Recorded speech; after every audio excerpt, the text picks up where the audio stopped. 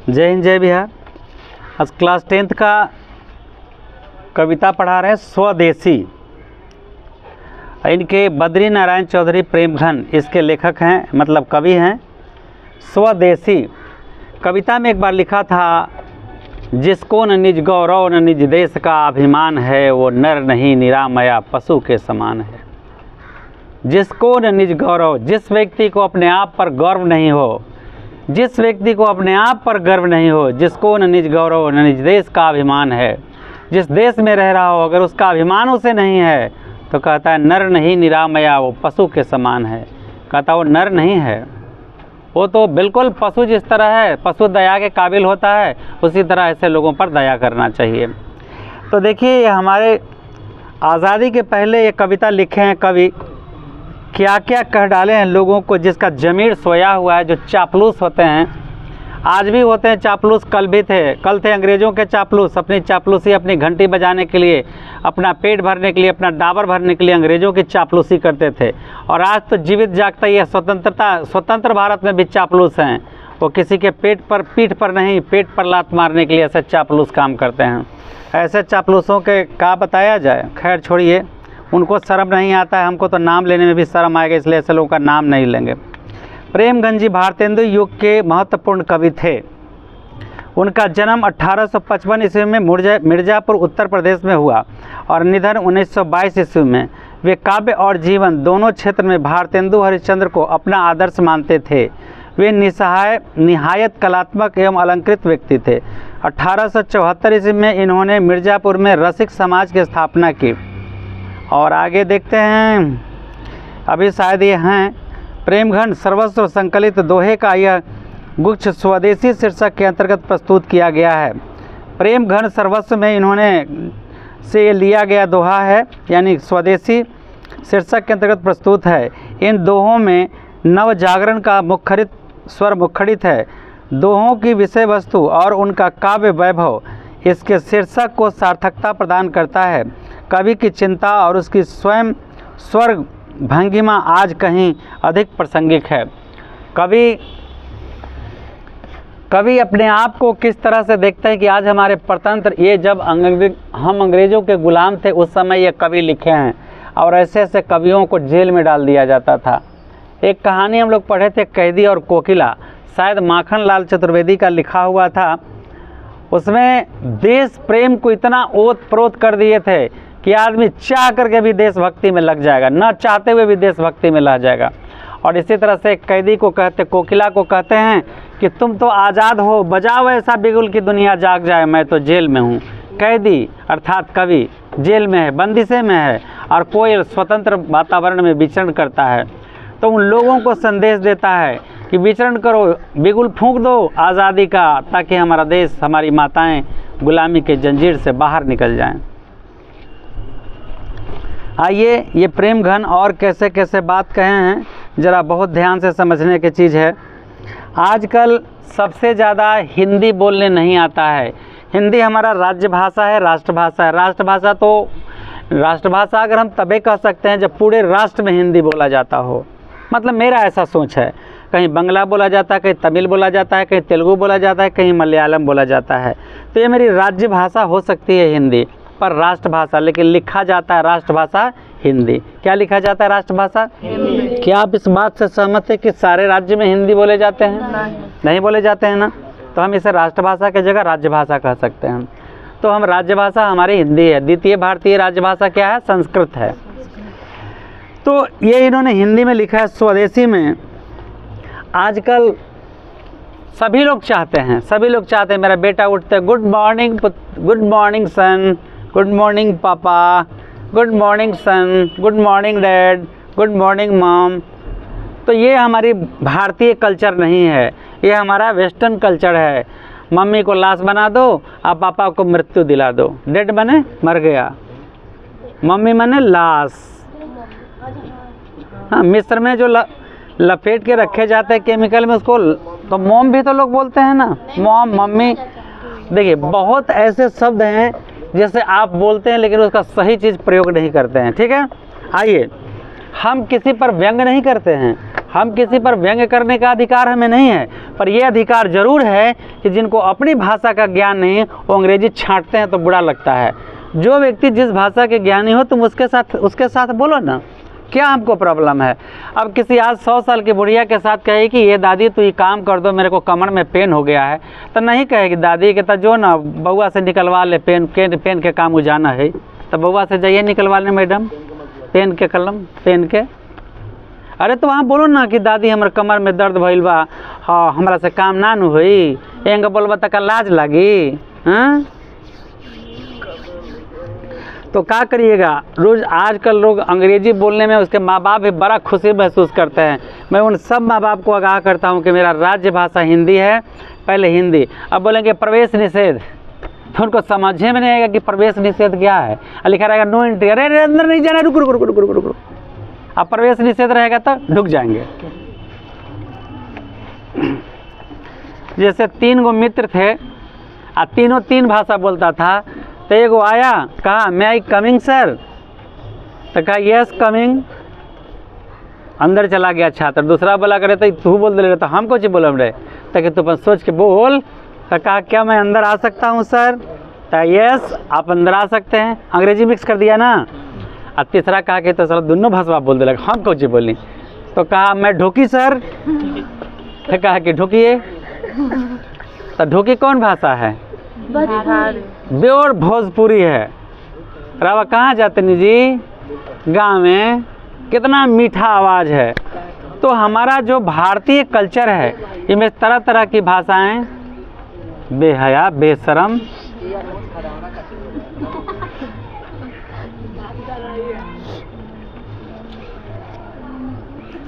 तो हमारे हर जगह की भाषाएं अलग अलग है। 3 कोस में पानी और 3 कोस में बानी बदल जाता है। आवाज़ 3 कोस के अंदर चेंज हो जाएगा, पानी भी है वो 3 कोस के अंदर चेंज हो जाएगा था। 3 कोस के अंदर बानी और 3 कोस के अंदर पानी। इसीलिए हम लोगों को 3 कोस के अंदर आपका बानी बात बदल जाएगा। यहाँ से बनेर जाइएगा ना तो का रे कहाँ जाता रे,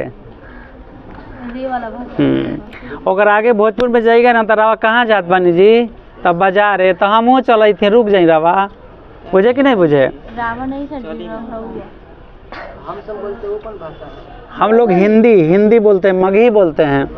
तो चलिए, मेरा कहने का मतलब है कि हम पहले अपनी भाषा का ज्ञान अच्छी तरह सीख लें और दूसरी भाषा में भी जानने, कल्चर को जानने का कोशिश करें। भाषा हो या संस्कृति हो, कोई भी चीज़ हो, आप जानिए, कोई चीज़ जानना बुरा नहीं है। देखिए हमारे कवि अंतर्मन से कितना दुख, कितना पीड़ा व्यक्त किए हैं। शायद आपको अगर एहसास हो तो अपनी भाषा को दिल से लगा के जरूर रखिएगा। सबय विदेशी वस्तु नर गतिरत रीत लखात, सबय विदेशी वस्तु नर गतिरत रीत लखात। सभी लोग विदेशी चीज़ को करने में, रीति रिवाज चलन सब अपनाने में तनिको नहीं लजा रहे हैं, तनिको नहीं लजा रहे हैं, है ना। सबय विदेशी वस्तु नर गति रति रीत लखात।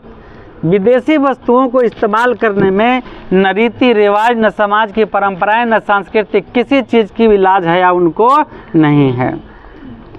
भारतीयता कछु न अब भारत में दर्शात। हमारे भारत में जो भारतीय चीज़ हैं वो अब दिखने के लिए नहीं मिलते हैं। क्यों नहीं मिलते हैं भाई? अब 60 साल के बुढ़िया भी वेस्टर्न ड्रेस पहन के जा रही है, 60 साल के बुढ़वा भी धोती के जगह एकदम सूट पहन के जा रहा है, तो क्या दिखाई पड़ेगा जी? हैं? आप कुछ कहना चाहते हैं? खुल के कहिए, मेरे पास प्रतिबंध नहीं है। हम तो लुंगिया पहनते हैं।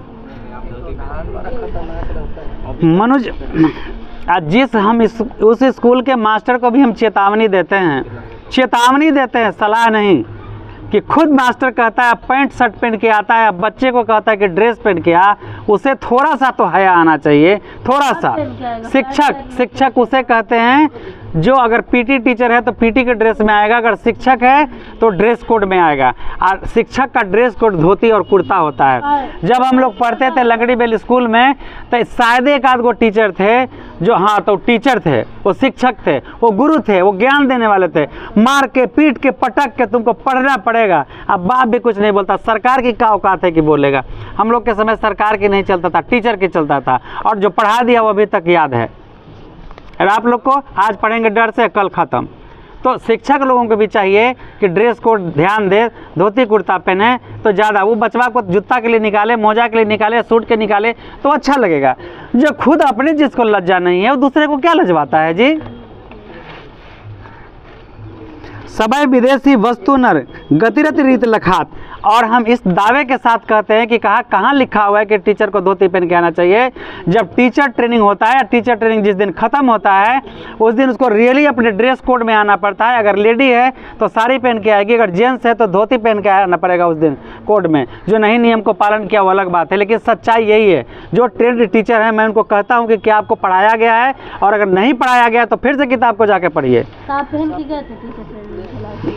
चलिए, सबय विदेशी वस्तु नर, सबय विदेशी वस्तु नर गतिरत रीत लखात। सभी लोग विदेशी वस्तुओं को इस्तेमाल करने में न लजाते हैं न शर्माते हैं, और उनके यहाँ कोई चीज़ का ये नियम नहीं। भारतीयता कछुना अब भारत में दर्शात। भारतीयता भारत में अब नहीं दिख रहा है। क्यों? क्योंकि सारे ड्रेस कल्चर सब कुछ तो कैसा अपना लिए हैं, विदेशी। मनुज भारतीय देखी को सकत नहीं पहचान। अपने भारतीय भाई को देख करके लोग नहीं पहचान सकते हैं कि ये भारतीय है। मनुज भारतीय देखी कोई सकत नहीं पहचान। अपने भारतीय भाइयों को अगर कोई विदेश में या कहीं देख ले तो पहचान नहीं सकता है कि ये इंडियन है। मुसलमान हिंदू की धो कहे हैं ये क्रिस्तान। कह रहे हैं कि हिंदू और मुसलमान को तो छोड़िए, मतलब क्रिश्चियन को तो छोड़िए, हिंदू और मुसलमान भी वही हो गए हैं, वेस्टर्न कल्चर। मान ली ईसाई तो हमारे देश में रहते हैं, लेकिन उनका धर्म अब मानना ना मानना अपनी बात है, लेकिन बाकी जो लोग हैं हिंदू मुसलमान सिख वगैरह हैं, इन लोगों को तो कम से कम इस धर्म पर विश्वास करके हम अपनी संस्कृति को जिंदा रखना चाहिए। मुसलमान हिंदू किंधों कहे हैं ये क्रिस्तान। हिंदू और मुसलमान सिख ये सब है ना, वो सब हो गए हैं क्रिश्चियन, दूसरे धर्म को, दूसरे कल्चर को अपनाने वाले। तो विदेशी लोग कौन सा कल्चर अपनाते थे? कौन सा कल्चर? ईसाई धर्म अपनाते हैं वो लोग ज़्यादातर। ब्रिटिश गवर्नमेंट जो रहते तो कैसे धर्म को अपनाते हैं? ईसाई।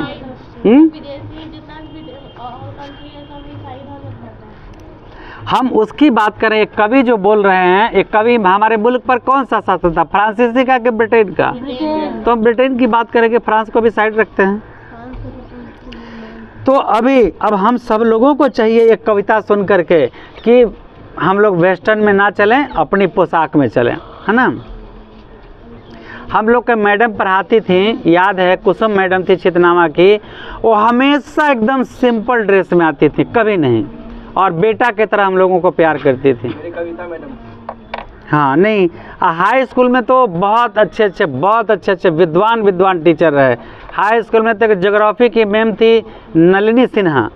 उनको कुछ कहने की क्या पढ़ना है जी, तो चैप्टर बताइए। चैप्टर किताब यहाँ है, अब पूरा डेल्टा गामा सब का एकदम पूरा चित्र बना देती थी वर्ल्ड का एकदम। इतने विद्वान अगर टीचर आज मिल जाएं तो क्या कहना है। तो विद्वान तब न बनेगा जब विद्वता की चाह में पढ़ेगा। स्कूल जाएगा, नजरें सेंकेगा तो कहाँ से बनेगा।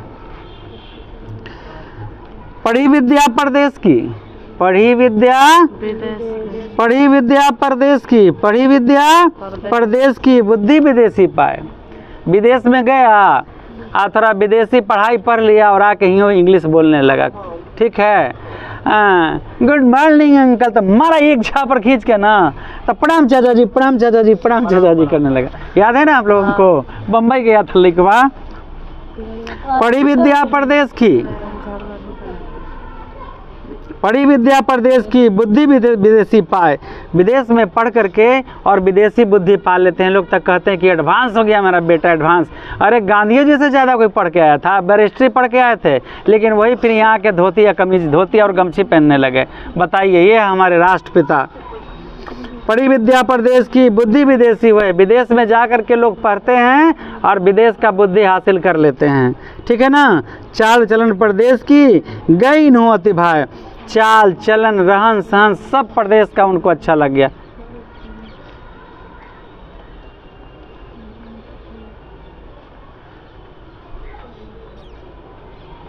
पढ़िए, तब तक हम चुप रहते हैं। आवाज़ तेज पढ़िए, आवाज़ सुनाई पड़ेगा।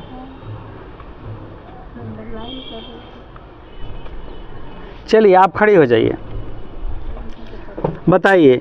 मनुज भारती देखी कोई सकत नहीं पहचान। क्या व्याख्या करें? हाँ बताइए, मनुज भारती देखी को सकत नहीं पहचान। मनुष्य की छवि देख के मनुष्य को पहचाना नहीं जा सकता। बहुत अच्छा। पंडित जी एक बार गए थे एक जगह भोज खाने, तो वहाँ भात था, तो कहीं कि ना जजमान ही हमारा फलना बाबू भी बोलती न जाए थे हुआ, तो फलना बाबू भी पता था उनको कि पूड़ी है। अब वहाँ गए तो पूड़ी ख़त्म, तो सोचे कि चलिए वही जजमान खा ली भात, तो यहाँ है तो भात ख़त्म। आपका तो दोनों जा रहा है, ना आप राम के रहे ना रहीम के रहे। बैठ जाइए। यहाँ हम बार बार लेसन को रिपीट कर रहे हैं, बार बार। मनुज भारती देखी कोई सकत नहीं पहचान। देखिए एक बात आपको बता दूं कि कुछ बच्चे के मन में गलतफहमियां होता है कि हमको ये आता है, ज़रूरी नहीं है। लेकिन याद रखिए, एक इंग्लिश राइटर लिखा था, practice is the made of perfect man. 5 ही गोली जवान को दिया जाता है पहले फायर करने के लिए। 5 में कोई 4 मार देता है, कोई 3 मारता है, किसी को 1 को नहीं लगता है। 5 ही गोली दिया जाता है, कोई टारगेट के बुल में मारता है, कोई टारगेट के आसपास मारता है, 3 गोली टारगेट के बुल में लग गया। ऐसे लोगों को बेस्ट फायरर में लिया जाता है। उसी का सिलेक्शन हजारों हजार में एक पुलिस मतलब आर्मी से, सीआरपीएफ से, आईएसएफ से, सबसे मिला के कमांडो चुना जाता है। 10,000 में से 100 कमांडो को चुना जाएगा, और 100 कमांडो जब ट्रेनिंग लेने जाता है तो उसमें 10 ही सक्सेस हो पाता है। मान ली 10% उस कमांडो के ट्रेनिंग को पार कर पाता है। क्यों? जिसके पास कॉन्फिडेंस है, आते हुए भी हर चीज़ को और जानना चाहता है, उसकी बारीकियों को जानना चाहता है, वही कमांडो होता है। और एक कमांडो 100 पर भारी होता है। 100 को अकेले मार के गिराने में उसको 1 मिनट नहीं लगेगा, क्योंकि एक पंच चलाने में 3 से 3 सेकंड में 1 पंच चलता है। मतलब हम 3 पंच चलाएंगे तो 1 होगा। तो सोच लीजिए, हमने 60 सेकंड दिया, 180 को मारेगा पंच और गिर जाएगा ज़मीन पर, उठ के खड़ा नहीं हो सकता है। एक पंच चलाने के लिए 1 सेकंड में 3 पंच चलाता है, फास्टिंग होता है। दाएं दाएं दाएं दाएं मारेगा, बस एक के बार ख़त्म। गिरे कई को चला।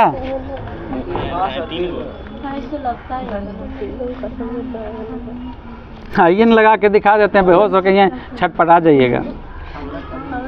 चलिए, मनुज भारती देखी कोई सकत नहीं पहचान। अपने भारतीय भाई को देख करके लोग नहीं पहचान सकते हैं क्या? मुसलमान हिंदू की दो, कहें ये क्रिश्चियन, चाहे हिंदू हो या मुसलमान हो या क्रिश्चियन, सब एक ही तरह के लगते हैं। सब कैसे लगते हैं? एक ही तरह के लगते हैं। विद्या पढ़ी विद्या परदेश की, बुद्धि विदेशी पाए। विदेश में जाके विद्या ग्रहण करते हैं तो रहन सहन, संस्कृति, ठाट बाट, बोल चल, good morning mom, good morning dad, finger is pen.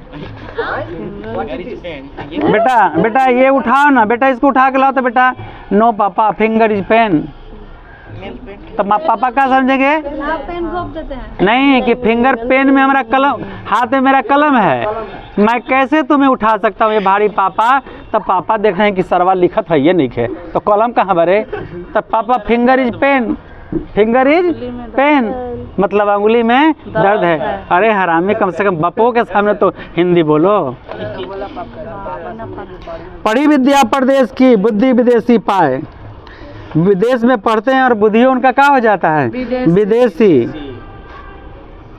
चाल चलन परदेश की, गए ही तो निभाए। वहाँ के चाल चलन, रहन सहन बहुत भाग गया।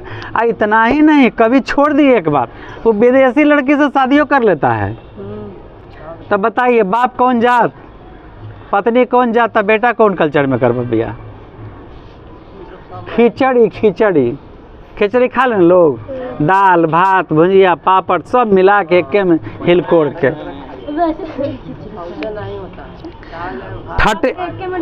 ठटे विदेश, तो हम क्या कहें, अलग कहें? अरे कलछुल से चलाया नहीं जाता है।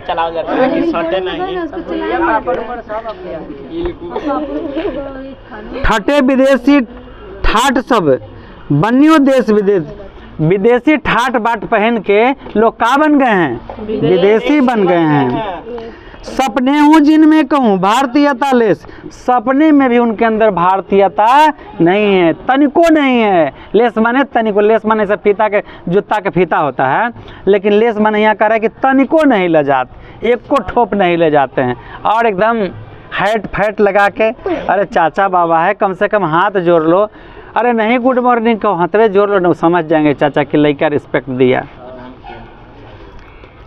बोली सकत हिंदी नहीं, बोली सकत हिंदी नहीं, अब मिली हिंदू लोग, अब मिली हिंदू लोग। कवि का कहने का मतलब है कि जो भारत में रहते हैं उन सबों के लिए, ऐसे नहीं कि खास करके हिंदी भाषी हिंदुओं के लिए है। सपने हूँ बोली सकत हिंदी नहीं, अब मिली हिंदू लोग। कहने का मतलब है कि तू अंग्रेजी तो फटाफट बोल रहा है, अब भारतीय भाषा मेरा हिंदी है, तो हिंदी लिख के दिखा दे। तो ऐसे लिखते हैं ही आधा न आदि, सीबीएसई वाला को कहिएगा ना लिखेला तो ऐसे लिखेगा ही आधा न ददरी कर दी, जबकि ये गलत है। देखिए आपके किताब में कैसे लिखा हुआ है, किताब है आपके पास, देखिए कैसे लिखा हुआ है, ही ऊपर बिंदु आदि लिखा हुआ है, देखो ना, देख लो, मतलब आधा नहीं होता है। यस सर, मॉम के मतलब वही होता है और माई के मतलब भी वही होता है, लेकिन माई जो शब्द है ना वो प्रेम पैदा करता है। मम्मी प्रेम पैदा नहीं करता है। मम्मी हाँ, मम्मी किसे कहते हैं? जो अपने बच्चे को दूध नहीं पिलाती है उसे मम्मी कहते हैं। यही को मतलब तो सुनो मेरे बात को ध्यान से सुनो। एक पति पत्नी सर्विस करते थे, नौकरी, बच्चा जन्म लिया, नौकरानी की गोद में खेला, नौकरानी दूध पिलाया, बाहर गई, माँ के पास इतना फुर्सत नहीं था कि वो पीटीएम में भेजाए, कहीं हो जाए तो पीटीएम में तो नौकरानी ही जाती थी, ठीक है, और नौकरानी को माँ कहता था। जब वो थोड़ा बड़ा हुआ तो कहे कि बेटा ये तेरे मॉम हैं, कि माँ ये मेरी मॉम है लेकिन तुम मेरी माई हो। जब बेटा बड़ा हुआ, जब अंतिम स्कूल के पीटीएम में जाना था तो उनके पेरेंट्स को मैसेज दिया गया कि भाई पीटीएम अंतिम है, मतलब स्कूल से बच्चे पास आउट होने वाले हैं, आप आइए अपने पेरेंट्स मीटिंग में। और बच्चा हीरो बना, हीरो स्टेज पर सबसे पहले उसी को बुलाया गया, इतना अच्छा उसका संस्कार मिला उसको। तो यहाँ कहा गया कि बच्चे आप लोग आप अपने पापा मम्मी को यहाँ बुलाइए, और लिखा बोला हुआ माइक पर कि पेरेंट्स से गुजारिश है कि इन बच्चे के माता पिता आएँ। तो पेरेंट्स झट से बच्चा माइक लेके कहता है मेरी माई से गुजारिश है कि मेरी माई स्टेज पर आए। माई तो बैठल रह गई, मम्मी पापा जाने लगे, बहुत कुछ आगे बढ़ गया, तो कहता कि नो, मैं माई से विनती करता हूँ कि माई मेरे पास आए।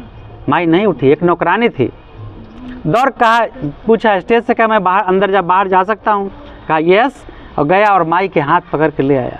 माई की आंखें ममता से भर गई, कहा काश ये बेटा मुझे अगला जन्म में मिल जाए। इसे माई कहते हैं, इसको मम्मी कहते हैं, मम्मी।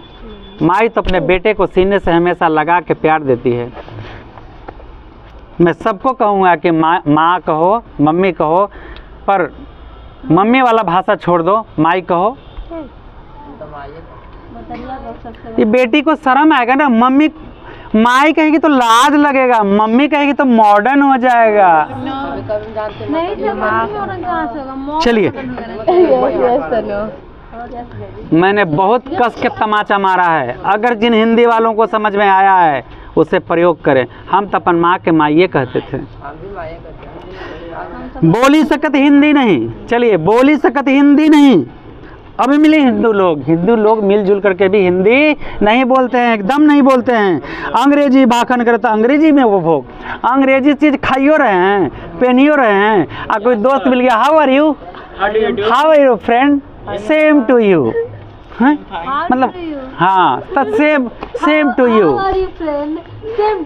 मतलब क्या हुआ, जैसा मैं हूँ वैसे तुम। हाँ ना, नहीं सेम टू यू, देखिए सेम टू यू। चलिए भाई, सेम टू यू पर बड़ा एक बात आया, सेम टू यू, तो वो अपन माई के मार के आया था बटवा, तो कहा हाउ आर यू यार, सेम टू यू, तो कहा कि तुम ही ऐसा कभी ना निकला, कैसा, तो हम तो अपन माई के मार के आए हैं।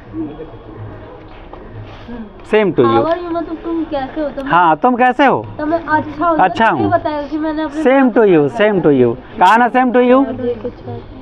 हाउ आर डूइंग तब बोलता तो बात की बात है। बोली चलिए, हिंदी नहीं बोल रहे हैं, अंग्रेजी खा भी रहे हैं, अंग्रेजी पी भी रहे हैं, ड्रिंक वाटर।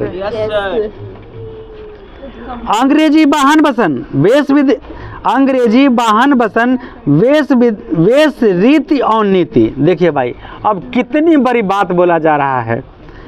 अंग्रेजी वाहन, अंग्रेजी वाहन पर चल रहे हैं, गाड़ी पर चल रहे हैं, अंग्रेजी वस्त्र पहन रहे हैं, अंग्रेजी रीति अपना रहे हैं और नीति भी अंग्रेजी का अपना रहे हैं। कैसे? फूट डालो और शासन करो। दूगो भाई है, अरे वो भैया तो उतना पैसा बैंक में रख ले, तू नहीं रख ले, बड़े बड़का बेईमान हो, एकरो कह देगा तो भैया कही चलो कि वो बेईमान है, लड़ गया दोनों में, है ना? एहू में नहीं छोड़ रहे हैं सब लोग। अरे बेटा, लोगों को इतने में खुशी नहीं मिला तो पत्नी और पत्नी को और पति को अलग अलग कर दिया, तलाक। खुशी कहाँ है? देखिए, लोग दूसरे के सुख देख के जितना नहीं दुखी हैं, उतना दुख देख के जितना नहीं दुखी हैं, उतना सुख देख के दुखी हैं कि कैसे सुखी है। लोग जितने के दुख देख के नहीं दुखी हैं, सुख देख के नहीं दुखी, उससे ज़्यादा उसका दुख देख के दुखी हो जाते हैं। ऐसा होना चाहिए, लेकिन विपरीत चल रहा है, उल्टा चल रहा है। फलानवा के कैसे दुख हो जाए कि हम मजा लिए, खूब हंसी, जम के हंसी, चाहे परिणाम जो हो। हिंदुस्तानी नाम सुने। अब देखिए, हम तो गर्व से कहते हैं हम हिंदू हैं, हम बिहारी हैं। नहीं, हिंदू के बात नहीं, हम गर्व से कहते हैं कि हिंदुस्तानी हैं, बिहारी हैं। कुछ मऊगा सब कहता है कि बिहार में का बा, हर तो बिहार में का बा, बिहार में न का बा, ये हमरा बता दे खाली। बिहार में अच्छा नेता, देश का पहला राष्ट्रपति, देश का अच्छा साइंटिस्ट, तो क्या बताऊं, देश के अच्छा वकील, देश के अच्छा डॉक्टर। बिहार में बढ़िया बढ़िया घुसखोर। अरे जरा दिमाग रहते वही ना घुसखोर रहते। क्या जानती है लालू जी के बारे में? क्या जानती है उनके बारे में? वो तो घुसखोर नहीं थे। खड़ा हो जाओ। क्या चीज? एक मंत्री को, हाँ। एक मंत्री को असिस्टेंट पीए मिलता है, जो आईएएस रैंक का होता है, ठीक? तो मंत्री का काम होता है कि चारों तरफ से फाइल आया तो साइन कर देना। बात समझ में आ गया? तो लालू जी के पास चारों तरफ से फाइल आया तो फाइल साइन कर दिए। वो थोड़े पढ़ के देख रहे हो, तो अपना पीए सीए पर विश्वास कर रहे हैं, सीएस पर विश्वास कर रहे हैं, साइन कर दिए। तो मैं फंसा दिया कोनो गरीब के, तका करिएगा? तो फंसा दे तो कहाँ? तो हम उनको थोड़ी कर, बाकी सब नहीं है। हाँ, बाकी है। तो स्कूल में ड्रेस दिया जाता है, स्कूल से बोलो पहले मास्टर पर उंगली उठाओ। सबसे ज़्यादा उठाना है उंगली ना, तो पहले मास्टर पर उंगली उठाओ और पुलिस पर। इस दुनिया को करप्ट करने में दुई को कहाते हैं, पहला मास्टर और दूसरा पुलिस। अगर इन दोनों के सहायता मिल जाए ना तो को क्रिमिनल पैदा नहीं लेगा। चलिए, मास्टर अगर बढ़िया से बैठ जाइए, पढ़ा दे, अच्छा ज्ञान दे दे, और पुलिस थोड़ा सा उसको सहायता कर दे कि बदमाश बच्चा के 2-4 दिन अंदर करे, वो सीधा हो जाएगा बिना जेल वेल के। अब देखिए कैसे सब कुछ ठीक हो जाता है। अंग्रेजी वाहन बसन, जो अंग्रेजी वाहन अति चलाते हैं, वाहन चलाते हैं, वस्त्र पहनते हैं, वेश रीति रिवाज नीति भी अपनाते हैं, फूट डालो और शासन करो। अंग्रेजी रुचि गृह सकल वस्तु देश विपरीत। अंग्रेजी रुचि, घर कैसा बनाएंगे? बिना आंगन का। गृह सकल वस्तु, आज जितना चीज़ है ना सब विदेशी लाएंगे। कोई से पूछवा घर में जाए, ये कहाँ से है जी? अरे विदेश से मंगवाए हैं। सारा कुछ अपना देश में भरल है, ए क्वालिटी का, पर बी क्वालिटी का अंग्रेजी चाहिए उनको। बी क्वालिटी का अंग्रेजी चाहिए। कैसे? अंग्रेजी बोलेगी, अंग्रेजी में हम पते नहीं। आज बियाह, कल रिसेप्शन, परसों तो लाख फ्लाइट पकड़ा, उड़ गया। समझिए समझिए, हिंदुस्तान मेरा स्वर्ग है, अब बिहार तो पूरे धरती का स्वर्ग है। हिंदुस्तानी नाम सुनी, अब ये सकुची लजात। कोनो के कह दीजिएगा कि आप हिंदुस्तानी हैं तो नहीं, और तो कोनो के तो हमने देखे कि अपन जतवो बदल देता है। अभी बताइए ये कौन सा संस्कार है? अरे हम जिस मिट्टी के हैं वही रहेंगे, वही थे और वही रहेंगे, वही मेरा स्वाभिमान है, हम बदलेंगे नहीं।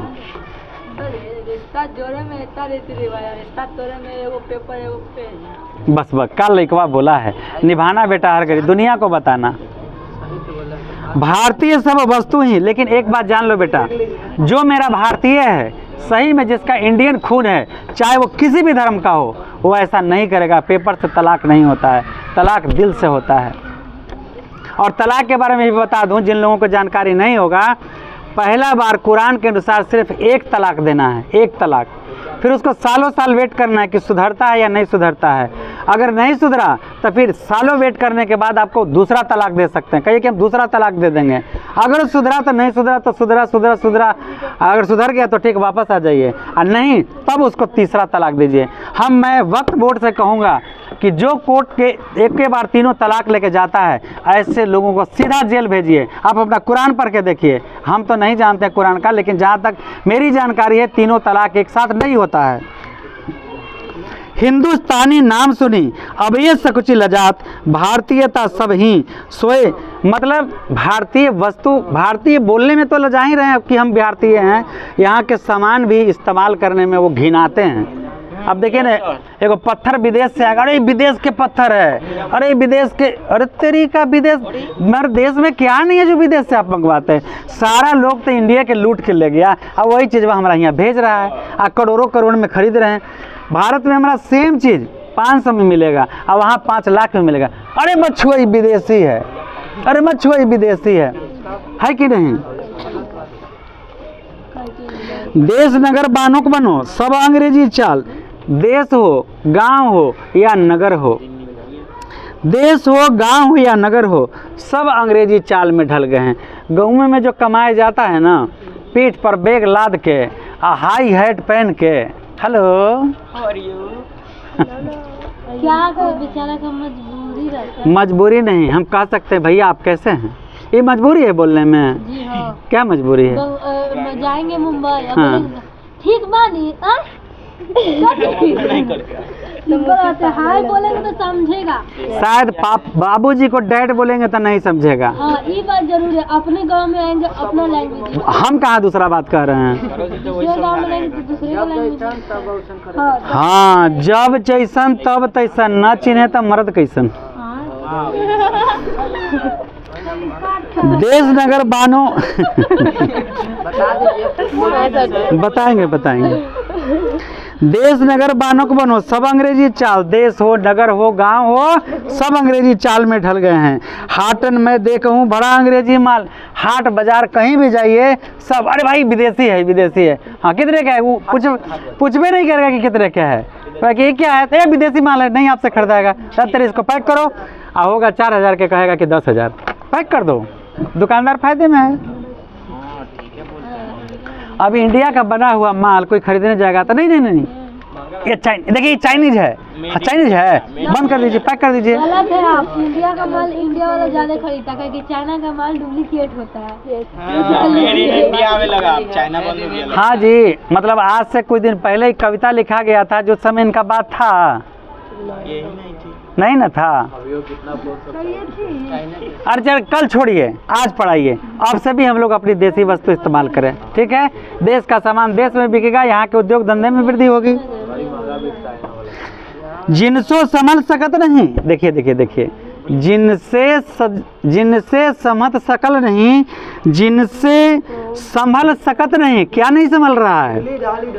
हाँ, ढीली ढाली धोती ढीली ढाली। जिनसे ढीला ढाला धोती, जब मन करे थोड़ा ढीला कर ला, खैला के बाद थोड़ा कड़ा है तो थोड़ा ढीला कर ला, आ खैला के पहले थोड़ा लटकल है तो टाइट कर ला, है ना सिस्टम। आ वो वाला में का तो बटम लगल हवा, जितना टंकी में हटी उतने खेबो, ज़्यादा हिला तो बटम टूट जाई, है कि नहीं। जैसे जेठालाल के था बुस्सट, तो ऐसे पेटवा निकल गया था। सुनिए नन्ना ही रहता है, तो अब ऐसे कमीज पहन ली तो चाहे जितना खाई पेट फेंकबे न करी, है कि नहीं। जिनसे संभल सकत नहीं, उनकी धोती ढीली ढाली। जेकरा से धोती नहीं संभाला कि जब कस लो जब ढीला कर लो, तो देश प्रबंध करेंगे ये हैं कैसे खाम ख्याली। तो विदेशी वस्तुओं का कैसे ख्याल रखेंगे। Hat fat belt bottom tie बांध ही नहीं आएगा, टाई लगवाएंगे, टाई खुल जाएगा तो दूसरा के फिर जाके बनवाएंगे। ये तो भारी लज्जा है लज्जा की बात की नहीं है। धोती या पैंट में क्या अंतर है? पैंट आगे से खुलता, धोती पीछे से। धोती ने कहा फुल पैंट से, हम दोनों बने एक धागे से, दोनों में आखिर फर्क क्या है, दोनों में आखिर फर्क क्या है। धोती ने कहा मैं खुलता पीछे से तू आगे से।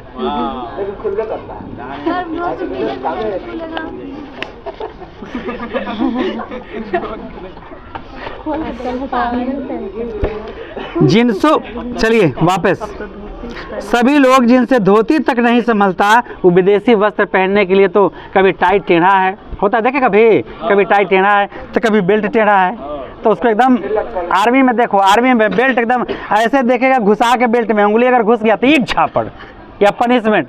बेल्ट इतना टाइट होना चाहिए कि उसमें उंगली नहीं घुसे। तो अगर ऐसा कपड़ा हम कभी पहने हैं, आप पहनिएगा।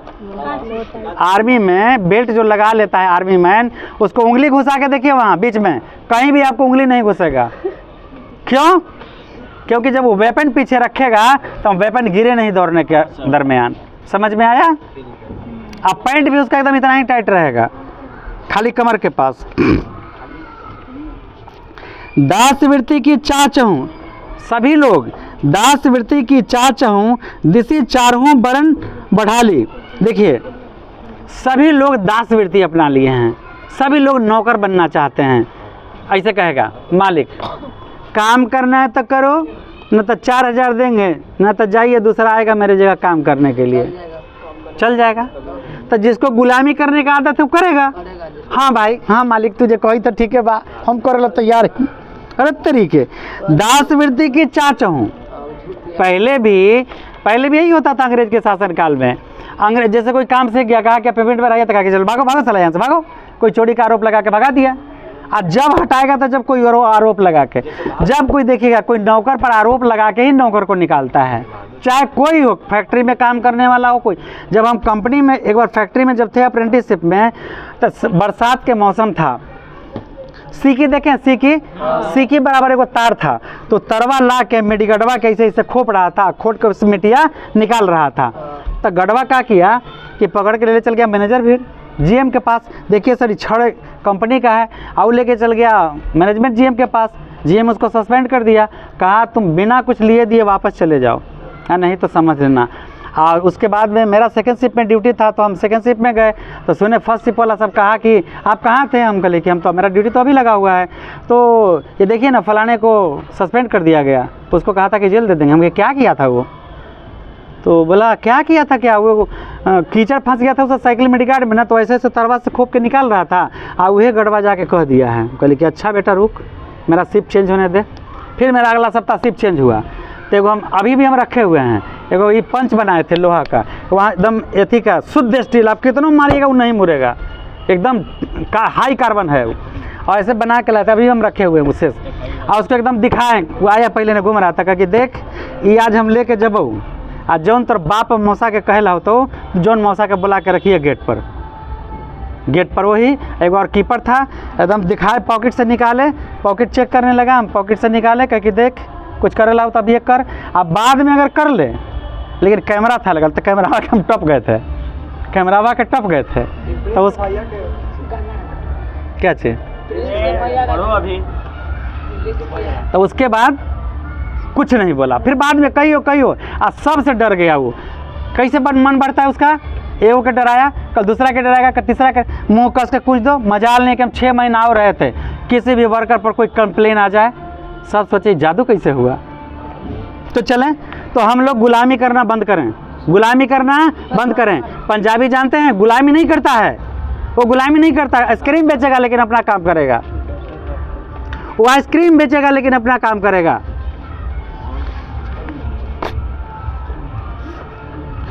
सब लोग सोचता है कि मेरे वजह से वो खाता है, ऐसी कोई बात नहीं है, हम उसके वजह से खाते हैं, वो हमें देता है खाने के लिए। दास वृत्ति की चाह, सभी लोग दास्तान ही मंजूरी करना चाहते हैं, गुलाम बन के रहना चाहते हैं। दिसी चारहों वर्ण, ये लोग रीति रिवाज अपना लिए हैं, ठीक है ना। अब कहता है करत खुशामद झूठ प्रशंसा, मानो बड़े डफाली, उसकी झूठी प्रशंसा करते हैं। कैसे जैसे बाजा बजाने वाला डफाली की तरह, और प्रिंसिपल साहब तो बड़ा ही अच्छा, तो बड़ी अच्छा काम करते हैं। सोच रहे हैं ना कि फलनवा के वेतन अबरे नहीं बढ़ाएं, हाँ सर, एकदम बढ़िया बात आप कह रहे हैं। वो 2 दिन अब्सेंट करता है, आज सरवा अपने 4 दिन अब्सेंट करता है तो नहीं कहेगा? अगर आँख पर पट्टी बनल है, पैसा देता है बच्चा का टीचर, बच्चा का बाप, आप अब्सेंट लगाइएगा तो खाली क्या करिए, मालिक की चमचागिरी बाऊगा तो बड़ा सर जानते हैं आपकी मैम साहब बड़ी अच्छी हैं, सर जानते हैं मैडमों के चापलूसी करे लगता है। हम तक दिन को मास्टर की औरत से पूछे कि मास्टर की बीवी कभी खुश नहीं रहती है, तब बोली ना ऐसा बात नहीं है, एकदम खुश रहते हैं। तो हम कहली कि दिल पर हाथ रख के एक बार कह दीजिए कि जब चाहते हैं जहाँ आपको घुमाने ले जाते हैं, एकदम झूठ मत बोलिएगा, आत्मा से बोलिए तो जरा। तो नहीं सर, ये बतवा तो है ये है। अभी तो ले जाते हैं। तो जो हमार जेकर पैर न फटे पे आए तेका जाने पीर पर आए। अच्छा जी, ऐसा कौन काम है जिसमें हस्बैंड की वाइफ को लेके मतलब जहाँ बोले गवर्नमेंट में नौकरी करेगा, हर शनिवार संडे को छुट्टी मारेगा, इतवार को छुट्टी मारेगा, कमर पकड़ेगा पीछे बुलेट पर फुर्र घुमा के लेके आ जाएगा। नया गाड़ी आ गया। फालतू की खर्च है। जितना बचाइए। चलिए, करत खुशामद प्रशंसा मानू बने डफाली। डफाली बाजा बनाए वाला क्या करता है, आ गया तो खूब बाजा बजाएंगे तो पैसा, खूब बाजा बजाएंगे तो मालिक खुश होकर के एकदम जल्दी पेमेंट दे देगा, इनाम दे देगा, खूब डफाली बजाएगा, खूब डफाली बजाएगा। अरे डफलिया चमचावा चला संभर न, कोई के लात काहे ला मरे थे, तोर पेट पर जहिया लात लगतो ना, ऊपर वाला भी ना तो बचावे। ये वीडियो के माध्यम से हम थोड़ा मैसेज दे थे। लोग कहता है कविता शीर्षक की सार्थकता स्पष्ट कीजिए। तो देखिए कुछ उत्तर है। कविता में स्वदेश प्रेम की भावना का अलग जगाने के लिए कवि ने प्रस्तुत पाठ का शीर्षक स्वदेशी रखा है, जो विषय वस्तु के प्रतिपादन तथा काव्य वैभव की दृष्टि से सर्वथा सार्थक है। कवि ने लोगों की मनोवृत्ति अर्थात वृत्ति को देखते हुए ऐसा शीर्षक रखा है, क्योंकि पराधीन के कारण इन लोगों की प्रवृत्ति भारतीय संस्कृति के प्रतिकूल तथा विदेशी प्रभाव के परिकूल स्वाभिमान रहित हो गया। इसलिए कवि ने देशवासियों को सब, अगर हम कहते हैं कि आज उसको हटाया, कल उसको हटाया, कल उसका, या परसों एक दिन तेरी भी बारी आएगा, मौत से किसकी रिश्तेदारी है, आज हमारी कल किसी और की बारी है, तो फिर हम सच का साथ क्यों नहीं दें?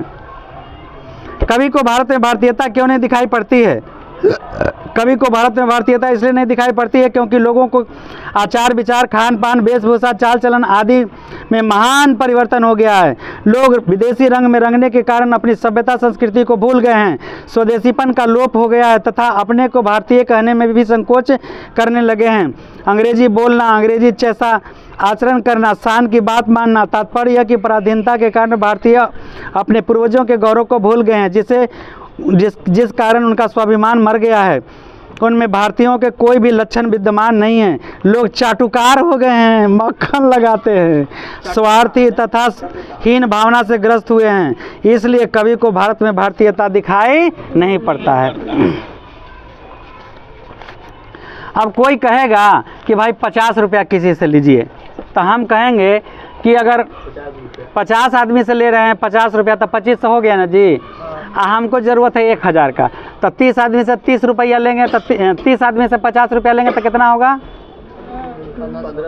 1500, 1000, 500 ज़्यादा हुआ कि नहीं? तो अपन जेबुआ से निकाल के जिया देबो ना तो धुआं निकलता हुआ। कवि नगर बाजार अर्थव्यवस्था पर टिप्पणी करता है। हम हर जगह विरोध किए हैं, चाहे 12 साल सरकारी दफ्तर में भी, तो कभी डट के रहे, आप कभी सर नहीं झुका। एक दिन अफसर के बोल दिए तो साले तुम यहीं तक हो, रोडवा पर आम जनता हो, तो डरे बोला के बउआ बउआ कहे लगा। नगर बाजार, कवि समाज के किस वर्ग की आलोचना करता है और क्यों? कवि समाज के उस वर्ग की आलोचना करता है जो साम्राज्यवादी तथा सामंतवादी विचार के हैं। जैसे सामंतवादी मेरे जमींदारी विचार के हैं। साथ ही वैसे अंग्रेज भी यही करता था, अंग्रेजवन के अपन चापलूस बना लिया था और ओकरा टैक्स देता था, बाकी जनता के शोषण करता था अंग्रेज, यही ना करता था जी। साथ ही लेकिन हमारे वीर कुंवर सिंह ऐसे नहीं थे, खूब लड़ी मर्दानी हो तो झांसी वाली रानी ऐसे नहीं थी। 80 की उम्र में तलवार उठा के बोले आ जाओ बेटा, तोरा हम बता देवे थे लोग। अभी तो बोले झांसी की रानी और वीर कुंवर सिंह दोनों पराधीनता स्वीकार नहीं किए थे। खूब लड़ी मर्दानी, वो तो झांसी वाली रानी थी, नाना के संग खेलती थी और नाना के संग गाती थी। वेशभूषा, चाल चलन आपको पता है कि माँ थी रानी लक्ष्मीबाई बचपन से शस्त्र चलाने में माहिर हो गई थी। आदि में महान परिवर्तन कवि कवि समाज के किस वर्ग की आलोचना करता है? तो आप जान गए ना, कवि समाज के चापलूस वर्गों की आलोचना करता है। किसका? तो जब तक बेटा मक्खन लगाई हुआ तब तक ठीक है, अब मक्खन खत्म तक काम खत्म। इस कवि समाज के उस वर्ग की आलोचना करता है जो साम्राज्य और सामंतवादी विचार के हैं। साथ ही वैसे लोग अर्थात उच्च वर्ग जो अपनी संस्कृति, भाषा, वर्ग, फिरंगियों के समर्थक बनकर स्वयं अंग्रेजी भाषा, वेशभूषा, खान पान आदि को अपनाकर अपने आप को भारतीय कहना अनुचित मानने लगे हैं। कवि ने ऐसे लोगों की आलोचना करते हुए उनमें भारतीयता की भावना भरने का प्रयास किया है तथा नव जागरण का संदेश देता है। इसी हीन प्रवृत्ति के कारण वर्ग का आलोचना होता है। हमरो सामने एक दिन को मास्टर कह रहा था बिहार में कुछ है। हम कल कि सर मत बोलिए, बिहार में कुछ नहीं है, सच्चे सर। हम कल कि मत बोलिए सर हमारा सामने। तो कि नहीं ठीक है बोल रहे हैं, बिहार में कुछ नहीं। कल कि चुप रहिएगा। तो एगो आम मास्टर बैठल था चमचा, तो कहा कि क्या करिएगा? क्या करिएगा? जो मेरा एक उंगलियां नहीं सह सकता पूरा हाथवा मेरा सह जाएगा। नहीं समझा। कवि नगर बाजार अर्थव्यवस्था पर क्या टिप्पणी करता है? इस संबंध में कवि का कहना है कि अंग्रेजी शासन काल में भारतीय उद्योग नष्ट हो गए, स्वदेशी निर्मित वस्तुओं का उपयोग बंद हो गया, क्योंकि मशीन निर्मित वस्तुओं की अपेक्षा, झूठ है कि सच है, चैनलवा देखेगा ओकरा मिर्चाई लगेगा लौंगिया। हमको कहा था कि खतरनाक है भाई। वस्तुओं की अपेक्षा निर्मित वस्तुएं महंगी होंगी। फलता हाट बाजार गांव नगर में विदेशी वस्तुओं का प्रभाव हो गया, सभी जगह विदेशी चीज फैल गया। अब चाइनीज खरीदिएगा? नहीं ना खरीदिएगा। नहीं कहाँ है? मेड इन इंडिया नहीं है। यहाँ के देखिए, आप जो चीज़ भी इंडिया का खरीदते हैं तो इंडिया गवर्नमेंट को टैक्स जाएगा। अब टैक्स जाएगा तो मेरा इंडिया मजबूत बनेगा ना। तो अपने इंडिया को कैसे मजबूत बनाएंगे? अब मान ले कि हमरा चाइना में जाके भर्ती होंगे तो हमको 50,000 सैलरी देगा, इंडिया में भी 25,000, तो हम 25,000 में कहें अपने देश के लिए लड़ेंगे। देश का कफन तिरंगा मिलेगा, वहाँ का क्या मिलेगा? नहीं मिलेगा। आज आपको पता है गोरखा रेजिमेंट जो है वो सबसे ज़्यादा इंडिया को सपोर्ट करता है कि इंडिया में हम जाएंगे, लेकिन इधर जो 4 साल के लिए 6 साल के लिए आर्मी हुआ है, ये सबसे ज़्यादा गोरखा रेजिमेंट मतलब खतरनाक होता है। अगर उसका खंजर निकल गया तो खून लेके ही वापस आएगा, और नहीं हुआ तो वो अपना खून दे के खंजर को रखेगा। इतना दीवार पर इसी चढ़ जाता है गोरखा रेजिमेंट। तो बहुत सारे ऐसे लोग हैं जो देश के लिए समर्पित हैं। आर्मी वाला जानते हैं 7 साल हो गया। नहीं खैर 7 साल हो गया, लेकिन कुछ सही भी है, क्योंकि कुछ लोग आर्मी में भर्ती हो जाएगा तो बपौती समझते थे। अब बपौती, हाँ, सरकार को हम यही कहेंगे कि उसको ऐसे लोगों को रखे जो पूर्ण सक्सेसफुल हो, न कि जातिवाद करे, ऐसा करे नहीं, ऐसा नहीं करे। जो देश के लिए सक्सेस हो, बेस्ट फायरर, बेस्ट ड्रिलर और बेस्ट रनर, ऐसे लोगों को रखे तो देश बीच में रह जाएगा। जैसे पनीर के एक मिनट ठहरिए। आप आर्मी में हैं, खाली ड्यूटी कर रहे हैं, सिर्फ चुपचाप राइफल लेकर सो जा रहे हैं, तो देश का क्या होगा? आप नहीं जानते हैं शायद। शराब पी के पड़ जाइएगा तो देश का क्या होगा? तो सिंपल है, तो सैंडविच आदमी सैंडविच में रह जाएगा, छोड़िए हाई क्वालिटी। नहीं, 7 साल बोला तब हम बोल रहे हैं।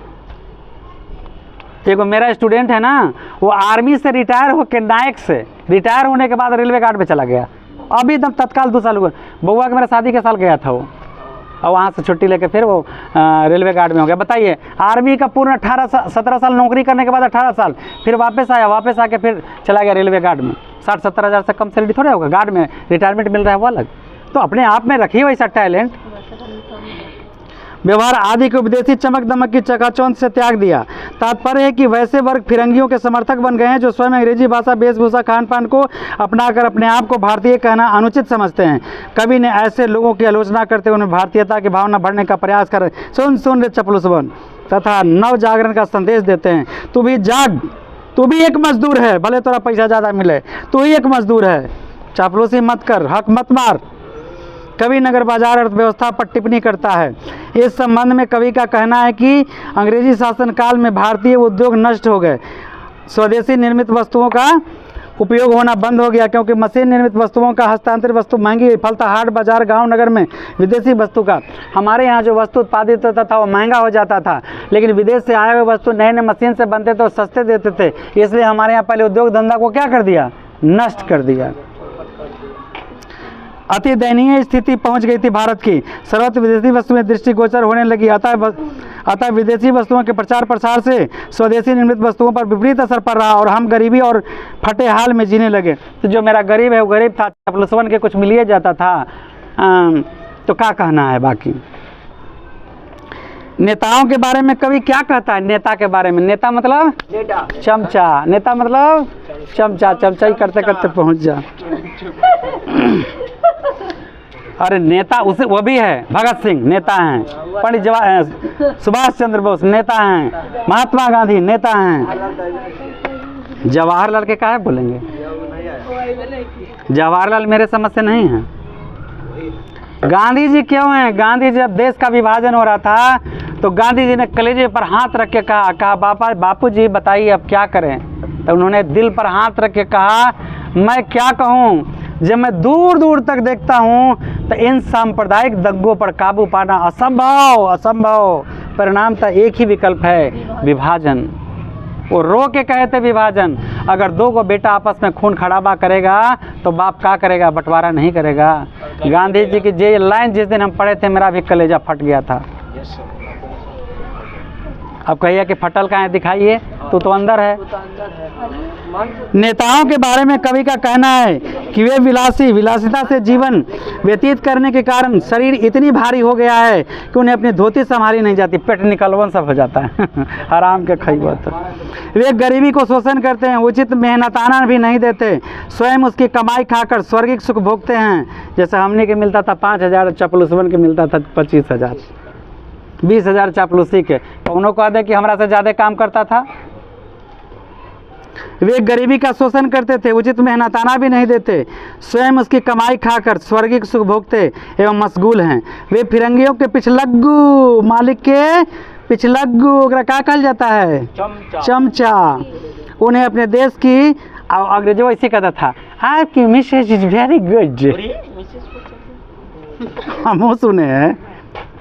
जीवन भर कोई आफत ना आने पावे, कोई के कड़ियों मैडम में खाली कह दीजिए ना, कोई कह देगा कि आप बड़ा अच्छा हैं तो कहता कि आपके दोस्त बड़ा अच्छा हैं। अतः कवि की राय है कि इन नेताओं ने तो देश प्रेम की भावना है और न ही त्याग की भावना है। न ऐसे चापलूसों के प्रति देश प्रेम की भावना कभी हो सकता है, वो कभी देश का हो सकते हैं।